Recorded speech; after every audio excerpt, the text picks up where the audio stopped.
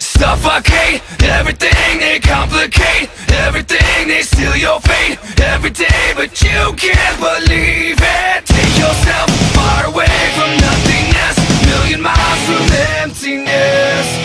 Suffocate everything, they complicate everything, they steal your fate every day, but you... Welcome everyone, I'm Darryl Leckham with Motocross Action Magazine. We're out here at Kahia Creek for the 2018 Kawasaki KX250F introduction.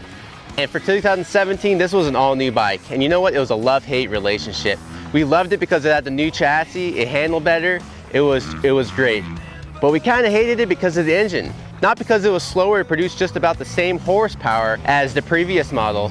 It had a really smooth power band. And you know what, for a 450 would really like that, but for a 250 you really need that big hit. And for the 2016 engine, which was previous, we loved that playful power band, and it kind of lost that for 2017. Now for 2018, there's a bunch of new changes to the engine as far as the injector and a few other things that hopefully really get that power band up to where we want it and be more playful like we had it before in 2016. A quick list of the updates to the 2018 KX250F are as follows.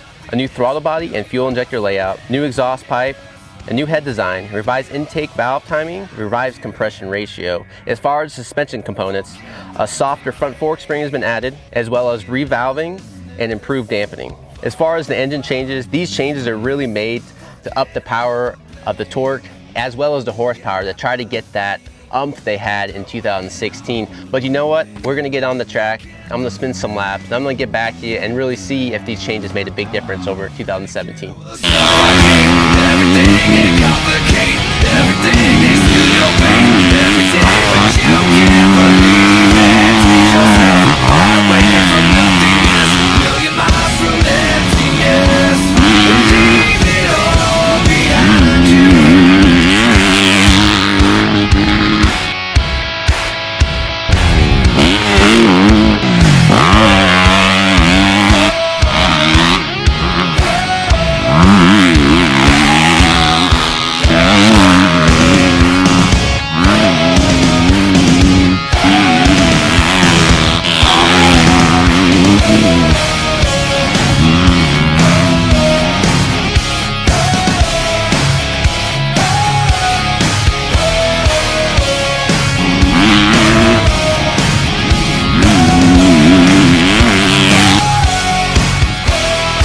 Well, I just spent a couple hours testing at Kahia. It was really sandy today, so it really was a good test for the bike, the 250F and the engine.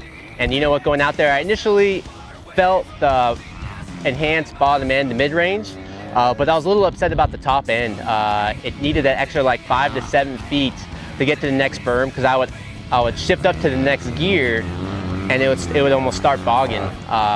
So now the downshift, and it would be really light on the front end. So I went back and we did some mapping change and stuff like that, and I kind of told them what I was feeling, and we put a customized map in, and we got one out. It was like a 9-day difference for the bike. Very impressive. It did exactly what we wanted to do. It took pretty much 10 to 20% throttle, took that out, which you really don't need on a 250F, especially on like a sandy, faster track, and it put it on top, and it gave me that extra 10 feet in the corner. It never revved over. It just kept on pulling on top, and coming out of the corners, I needed to clutch less. Then I jumped on the 17 bike because we brought it here. The 17 feels like a clogged up engine, like a 250F engine. Like there's a rag in the airbox or something, it just doesn't get going. So it was really nice to see that this engine's kind of been massaged a little bit. The great handling characteristics as a Cowie, it turns good, has good forks. We didn't get too in-depth with the suspension. It's definitely in the ballpark of where we were last year. We didn't have many problems with it last year. We really look forward to putting definitely a lot more time into this bike and really getting the MXA wrecking crew on this, try to break some stuff like we usually do. And then we'll get back to you with a full test in a future issue of Motocross Action Magazine. And as always, check out motocrossactionmag.com for all the future 2018 products and updates on the new bike.